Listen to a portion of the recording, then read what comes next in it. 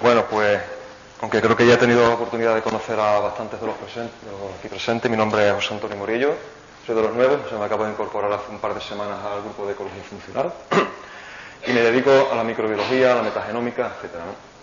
Entonces, en este estudio que voy a presentar es un estudio obviamente previo, no se ha realizado aquí todavía. Tiene como título Ecología microbiana de praderas de fanerógamas marinas, lo que pasa es que no cabía los 80 caracteres, pero resalto el tema de fanerógamas, y en concreto se centra en el efecto que tienen las macroalgas en el sedimento. Ahora iré comentando. Antes que nada, sí que debo comentar dónde se realizó el estudio. Esto es un estudio que se ideó y todos los experimentos que voy a comentar se realizaron en la Universidad de Cádiz, en el laboratorio de Alfonso Corzo, que son especialistas en biogeoquímica de sedimentos marinos costeros. Y la parte de microbiología la realicé yo en el laboratorio de ecología molecular de la Universidad de Wageningen, en una postdoctoral en la que estuve allí trabajando. Esta foto la tomé yo mismo este verano aquí en Cabo de Gata, a escasos metros, es decir, no es una zona árida, pero está cerca.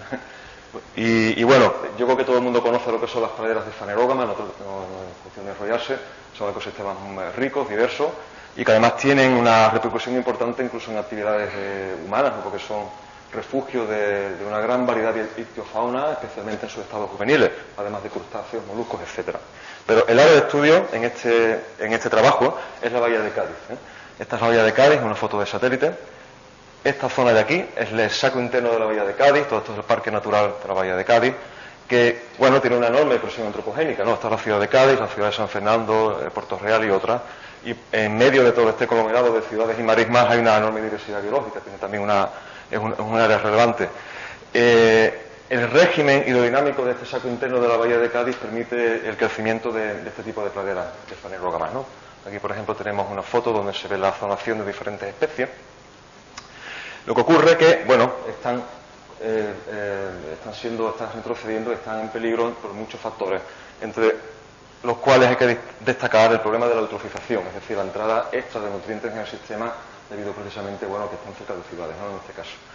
Y en esta foto, lo que quiero mostrar, esto es un caño de marismas, donde también conviven las fanerógamas, y estas deposiciones son algas verdes, que son producto de esta eutrofización.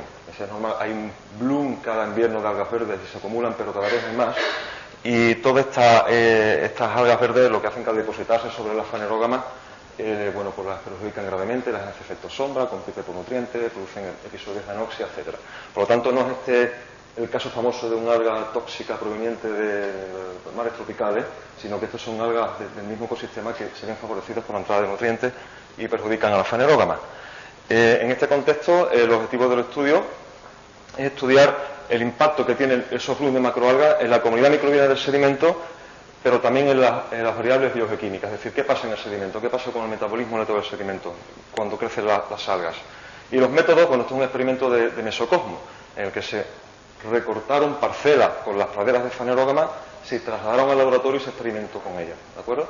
Y la parte de ecología microbiana, pues se utilizó secuenciación masiva, secuenciando el gen ribosómico 16S, que no voy a entrar en nada de técnica, si alguien tiene curiosidad de estas cosas, oficina 303 y además tenemos máquina de café, ¿vale?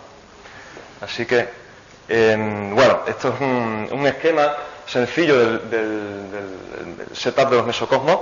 Aquí tenemos mesocosmos control, que simplemente fue pasar el sedimento a condiciones controladas y dejar durante 6 semanas que evolucionaran las plantas, y se compararon con otros acuarios donde se añadió una determinada biomasa de macroalgas que trata de imitar lo que ocurre realmente en los ecosistemas, más o menos en la misma proporción. Eso, bueno, los sedimentos tuvieron 2 semanas de aclimatación y después el experimento en sí duró 6 semanas, de todo lo que más o menos tarda las macroalgas en aparecer y desaparecer en el sedimento. Esto es lo que son, bueno, el aspecto real, ¿no? De los baños termostatizados y los acuarios. Y en cuanto a los métodos, sí me gustaría comentar el tema de los microelectrodos, porque, bueno, se midieron un montón de variables físico-químicas que no vamos a entrar, en tasas de fotosíntesis, respiración y todos los nutrientes que tienen importancia. Pero algunos de ellos se midieron mediante el sistema de microelectrodos. Consiste básicamente en unos electrodos que se mueven por un sistema controlado por ordenador, que pueden ir profundizando en el sedimento y tomando medidas cada 100 micras o cada milímetro, medidas muy precisas. Y esto permite establecer perfiles de nutrientes entre la columna de agua y el sedimento que permiten calcular las tasas, los flujos, ¿no? De qué ocurre si el sedimento está tomando nitrógeno, lo está soltando, etcétera. Esto es un detalle de los microelectrodos, por ejemplo aquí se están midiendo 4 parámetros a la vez, y esto es el ejemplo del acuario control y el de las macroalgas, cómo se toman las medidas, solo para que veáis un poco.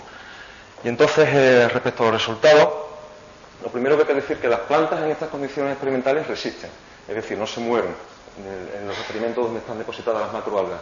Sí se ven algunos efectos fisiológicos, que no vamos a entrar, pero resisten, ¿eh? No es un impacto tan brutal como para que se mueran. Sin embargo, sí que hay un cambio significativo muy importante en el metabolismo del sedimento. Estos perfiles que muestro aquí son los perfiles de oxígeno. Aquí vemos en el inicio del experimento, bueno, esto sería la interfase entre la columna de agua y esto sería el sedimento, y esta es la concentración de oxígeno que hay en el agua, ¿de acuerdo? O sea, no hay una diferencia entre los acuarios control y los acuarios donde se introduce las macroalgas a tiempo cero.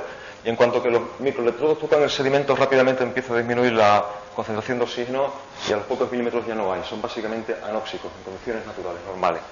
Cuando pasan 2 semanas y las macroalgas ya se han depositado en la superficie del sedimento, empiezan a mineralizarse, el sedimento demanda oxígeno y lo que ocurre es que ya sí se ofrece una diferencia muy importante entre las concentraciones de oxígeno en los acuarios control y en los acuarios con macroalgas, llegando incluso a episodios de anoxia, ¿de acuerdo? Donde están las macroalgas. También se ven cambios muy evidentes en otro de los parámetros, que es la producción de sulfuro de hidrógeno, que puede ser tóxico para las algas o por lo menos puede alterar mucho el ecosistema microbiano rizosférico. Y en este caso se ve también con los perfiles, como a tiempo cero prácticamente no se diferencian los controles de los acuarios con macroalgas, pero sin embargo a las 2 semanas sí que hay unos picos importantes de producción de sulfuro de hidrógeno, estas escalas diferentes, o sea que se produce bastante sulfuro de hidrógeno y además también incluso aparece la columna de agua. Eso es tóxico para peces, moluscos, crustáceos, etcétera. O sea que aunque las plantas resisten, aguantan, pero ha podido afectar de forma notable a otro tipo de organismos. Comunidad microbiana. Bueno, los cambios en la comunidad microbiana, estos son los 3 experimentos control, son varias réplicas por cada mesocosmos, estas son medias, y estos los 3 con macroalgas. No se pueden apreciar de una forma tan directa cuando uno ve la composición microbiana a nivel de filo, ¿no? Porque son un sistema tremendamente diverso y no hay ningún grupo microbiano que básicamente pegue un salto, disminuye de forma brutal en comparación con los controles. Para esto, para verlo, digamos, para hilar fino y ver las diferencias, hay que acudir a las estadísticas multivariantes. Y aquí sí vemos que hay una tendencia clara. En rojo tenemos en este diagrama las muestras de los acuarios con macroalgas, en azul los acuarios control, y vemos que aunque hay una cierta variabilidad dentro de cada tratamiento, claramente hay una tendencia a separarse, que además es significativa. ¿Y qué grupos explican esta separación? Bueno, pues fundamentalmente hay un tipo de bacterias, un filo que son los verrucomicrobios, muy poco conocidas, poco estudiadas, hay pocos aislados, mayormente del intestino humano, donde descomponen polisacáridos intestinales, pero están en todas partes, están en el agua, están en los sedimentos, están. Y este filo pues reacciona claramente porque además se ve en esta gráfica muy bien, el área de estos circulitos corresponde al porcentaje relativo de verrucomicrobio en la comunidad microbiana, y en los experimentos tratados con macroalgas en todas las muestras hay mucho más que en el control. O sea, aquí está pasando algo. Y aparte de otros grupos que también sufren cambios, ¿no? Bacterioides suben, otros grupos bajan, etcétera. Esto es importante que también se analice, ahora mismo acabo de pedir las 2 diapositivas, no solamente a nivel de taxones, sino que hay que ver un poco más fino a nivel de especies, a nivel de otus, entre comillas, especies entre comillas, qué es lo que ocurre. Aquí, por ejemplo, vemos, estos son los 3 acuarios control, los 3 con macroalgas. Entonces hay una serie de especies que se ven claramente favorecidas por los inputs de macroalgas, ¿de acuerdo? Esto, cuando pongo la señalita verde, significa que es significativo. Hay otro grupo de especies en los cuales no hay aparentemente ningún efecto, y otros que, sin embargo, parece que son inhibidas por la presencia de las macroalgas, ¿de acuerdo? Y esto, además, cuando miramos la taxonomía, vemos que dentro, por ejemplo, todos los verrucomicrobios abundantes que estudiamos se ven favorecidos por la macroalga, pero dentro de Bacteroidetes que como grupo así en total se ve favorecido, hay especies que tienen tendencias opuestas. Y exactamente igual ocurre en los grupos que son mayormente inhibidos, donde hay algunas especies que se ven favorecidas.